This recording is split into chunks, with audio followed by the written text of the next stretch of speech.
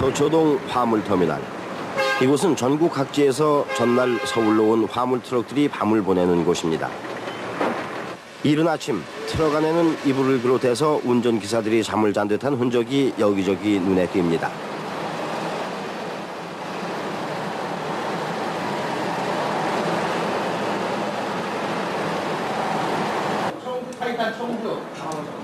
화물터미널 주변에 운송 알선 회사는 적당한 가격의 화물이 나와 있는지를 알아보는 운전기사들로 늘 붐빕니다. 이들 가운데 한 사람인 김창환 씨는 인하대 화학공학과 4학년에 재학 중인 학생이지만 수업이 없는 주말이면 아르바이트 자리를 구하기 위해 이렇게 나오는 것입니다.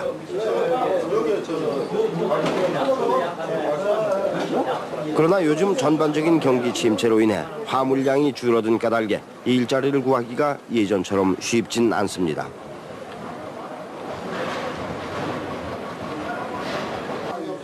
몇 곳 더 알아보기는 했으나 일거리를 찾지 못한 김창환 씨는 하는 수 없이 11톤 트럭의 차주인 친구를 찾았습니다.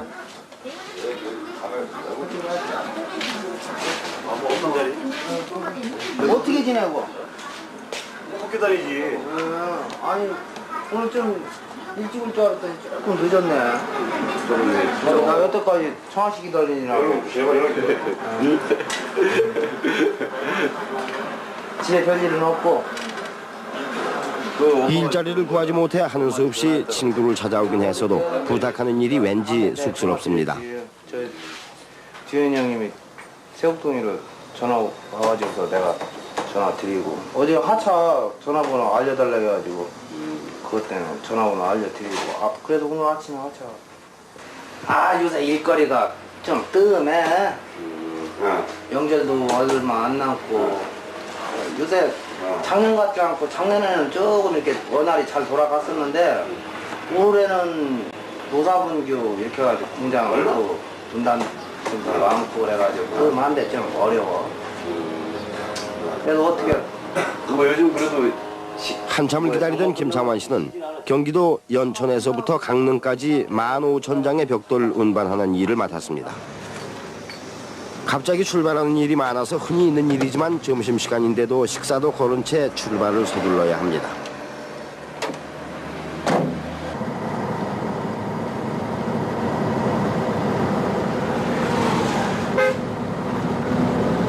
내일 새벽 6시까지 강릉에 도착해야 할 화물이기 때문에 오늘도 밤새워 달려야 할 모양입니다.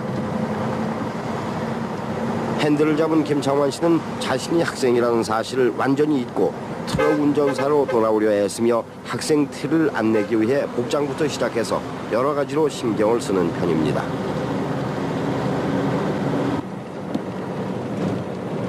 아무래도 주말에만 하는 운전이라 시골길에는 익숙지 못한 김창환 씨. 계속 약도를 들여다보며 핸들을 잡지만 조금은 초조한 듯합니다. 적어도 2시까지는 벽돌 공장에 도착해야 한다는 조급함이 낯선 시골길을 더욱 낯설게 하는 것입니다. 아무래도 길을 잘못 든 모양입니다. 아니 저 앞에서 그 기사가 동네 주민이 그러더라고 이리 들어가라고. 아이 저기 삼선이란데 이렇게 들어가야 돼. 이리 못 들어가요. 차 못 나가요. 뒷바꿔야지 못 나가요. 여기 볼일을 못하면 여기가. 그리고 이런 차는 여기 들어오는 게 아니에요. 입구에 그 약국 있는 데까지 나가야 돼요? 예. 걸로 나가셔가지고 저쪽으로 이렇게 나가요. 저쪽으로 이렇게 나가서 이렇게 돌아가셔야 돼요. 저기 저 국도 있잖아요. 그리 가셔야지 돼요. 삼선에 저기 있는데 이리 가라 그러면 어떡해. 저 굴뚝 있는 거 저거? 네, 그게 삼선이라는데 잘못 오셨죠. 왜 그렇게 가르쳐줘? 그냥 그래도 뒷바퀴로 나가셔야지. 여기서 돌릴 수가 없으니까 못 돌려요, 차를. 너무 날픈데 그게.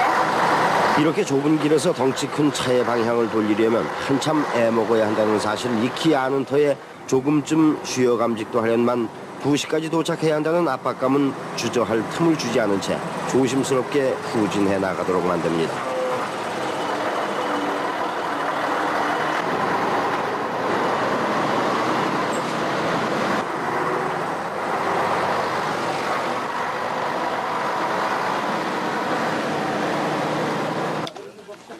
시골에는 제대로 형식을 갖춘 식당이 없기 때문에 천막 식당에서 간단하게 라면으로 시장길을 모면할 수밖에 없습니다. 그러나 늦은 점심으로 먹는 라면조차도 한가로이 먹을 수는 없습니다. 벽돌을 제대로 씻는지를 지금 확인하지 않으면 나중에 물건을 전달할 때 생기는 이상에 대한 책임을 자신이 져야 하기 때문입니다.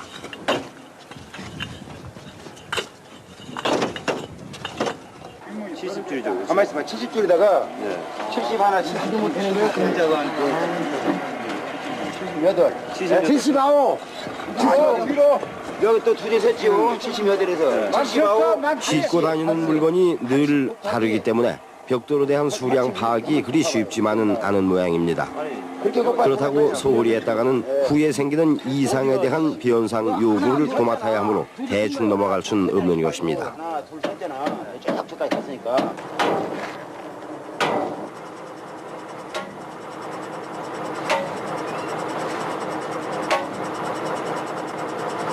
이렇게 확인해서 싣는데 2시간. 지금 김창환 씨의 11톤 트럭에는 25톤의 벽돌이 실려 있습니다. 그러나 과적을 하지 않으면 수지 타산이 맞지 않는다는 게 이들의 한결같은 주장입니다. 강릉까지 보통 1톤당 10,000원, 11톤 트럭의 경우 11만 원을 받는 게 원칙인데 이때 기사수당과 잡비 그리고 기름값을 빼면 수지가 맞지 않는다는 것입니다. 한기의 물량의 2배 이상을 실은 김 씨의 트럭은 힘겹게 오르막길을 오릅니다. 늘 과적을 하는 이들에게 가장 두려운 것은 교통경찰을 만나는 일. 이번에는 벽돌의 부피가 크지 않은 때문인지 교통경찰도 그냥 지나칩니다.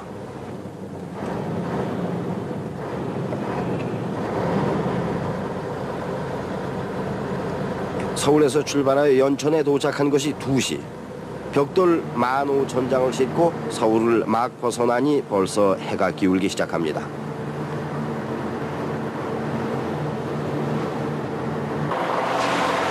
양평 휴게소에 도착하니 날은 이미 어두웠습니다.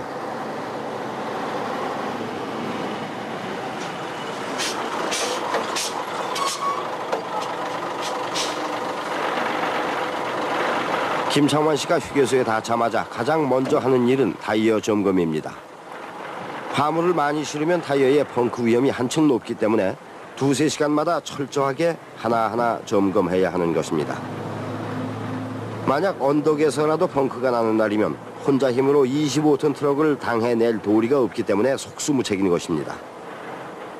그렇게 되면 계약한 금액을 제대로 받을 수 없는 게 상례라서 늘 신경이 쓰입니다.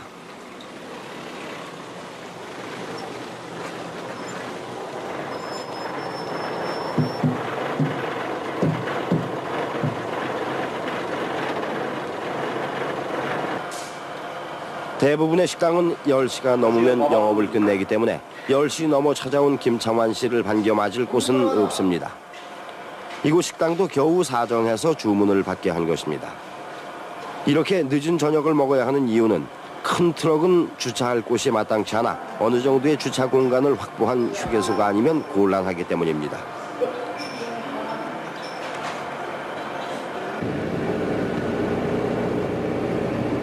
화물트럭 운전사들은 과적의 트럭을 몰고 어떻게 졸음과 싸우느냐가 가장 큰 문제입니다. 졸음을 쫓느라 마시는 피로회복제는 차 타기 전 4병 정도는 늘 준비해둡니다. 이러한 졸음을 참아가면서까지 밤에 운행하는 이유는 대체로 짐 싣고 나면 어둑해지기 때문이기도 하지만 기온이 차가워서 엔진에 무리가 덜 가고 타이어 펑크율도 훨씬 낮기 때문입니다. 담배 한 대가 10분의 졸음을 쫓아준다고 하는 그도 도저히 방법이 없는지 최후의 수단, 창밖으로 고개를 내밀고 운전하기를 시작합니다. 여전히 휴게소에 닿자마자 김 씨가 하는 일은 타이어 점검입니다. 이들 트럭 운전사들의 공통된 바람은 제대로 쉬고 먹을 수 있는 야간 휴게소가 있었으면 하는 것입니다. 현재도 휴게소가 있긴 하지만 마땅한 유깃거리는 없기 때문에 아예 도시락을 싸가지고 다니는 사람도 있고 심지어 버너를 갖고 다니는 사람도 있습니다. 2배 이상의 물량을 실은 김창환 씨의 트럭은 대관령국에 내려오는 데만 2시간이 걸렸습니다. 따라서 강릉에 도착하니 이미 동이 터 있었고 그의 지친 모습은 이제 막 시작되는 새벽녘의 신선함과 대조를 이루고 있습니다.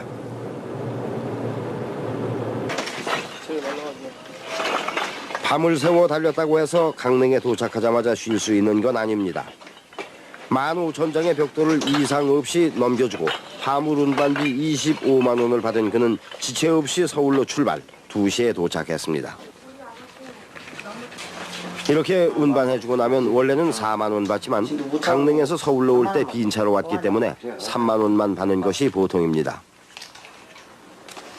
3분 이상 없고 다음에 연락 안 하더라도 토요일 날 9시 반까지 꼭 오라고. 변동상 있으면 내가 나한테 집에 전화해. 김창환 씨는 화물트럭 운전사들이 비난을 받는 것은 운전사 잘못이 아님을 주장합니다. 기본적으로 잘못되어 있는 운임 체계를 말하는 그는 자신도 과적하지 않고 과로도 하지 않은 채 교통법규 지키며 운전하고 싶다고 합니다. 요즘 화물차에 적정한 어떤 그 고시 가격이 있느냐? 절대 그렇지 않습니다. 완전히 덤핑제입니다, 완전히. 뭐 하다못해 비근한 예를 하나 들자면은 택시나 뭐 버스 같은 경우는 뭐 고시 가격이 있지 않습니까? 정부에서 제시한 어떤 그 가격이 있는데 화물차는 그런 거 없습니다. 그러다 보니까는 사실 과적하고 고속도로도 못 다니고 국도로 빙빙 돌아다니다 보니까는 사실 사고 위험성도 많고 기사 자신도 피곤하고 그런 실정입니다. 그의 집은 4형제 모두가 트럭 운전기사입니다. 때문에 집안에서 만나는 시간보다 이렇게 오며 가며 휴게소 등에서 만나는 일이 더 잦다고 합니다. 그러나 4형제 중 셋째가 큰 사고를 내 구속되는 바람에 형제들의 걱정은 이만저만이 아닙니다. 그래서 자주 못 가고 이런데 가서 어려운 집안 형편 때문에 국민학교부터 거의 자력으로 공부해온 그는 4형제 중에는 혼자만이 대학에 다닙니다. 그는 교사의 꿈을 안고 강의에 열중하는 평범한 대학 4학년생으로 돌아왔습니다. 강의가 없는 날 말끔히 차려입은 김창환 씨는 친구와 함께 어디론가 부지런히 갑니다. 사범대가 아닌 그가 교사가 되기 위해선 사립중고교의 채용시험에 합격해야 하기 때문에 경기도 내에 있는 182군데의 사립중고를 목표로 하나하나 찾아다니면서 여러 가지 정보를 얻는 것입니다. 한 번에 여러 곳을 들르다 보면 땀에 젖게 되는 그들은 인사를 드리기 전에 항상 수도가에서 세수를 합니다. 이렇게 돌아다니다 보면 주말에 애써 모은 돈이 거의 교통비와 식비로 지출되곤 합니다. 저희들이 뭐 어떤 거 연고 닿는 데도 없고 그러기 때문에 가급적이면은 12월 1월 달에 그 교사 채용을 하는 걸 알고 있습니다. 알고는 있지만 한 3, 4개월이나 5, 6개월 전에 미리 가가지고 어느 학교에서 언제 무슨 과목이 결혼이 생기는지 시험 볼 한번 기회라도 한번 보여주십사. 그리고 나중에 연락이 오면은 또 한번 생면부지보다는 한번 뵙고 나면은 또 인간관계가 또 형성이 되고 그러니까 그런 맥락에서 저희들이 좀 무모한 것 같아서 같이만 좀 돌아다니고 있습니다. 김창환 씨의 일주일은 어느 한순간 예외 없이 보다 나은 미래를 위해 애쓰는 순간들로 꽉 채워져 있습니다. 이토록 힘들게 얻은 여러 가지 체험들을 교단에 서서 학생들에게 전해주고 싶어하는 김창환 씨. 그는 어려운 환경을 힘있게 열어갈 줄 아는 우리들의 이웃입니다.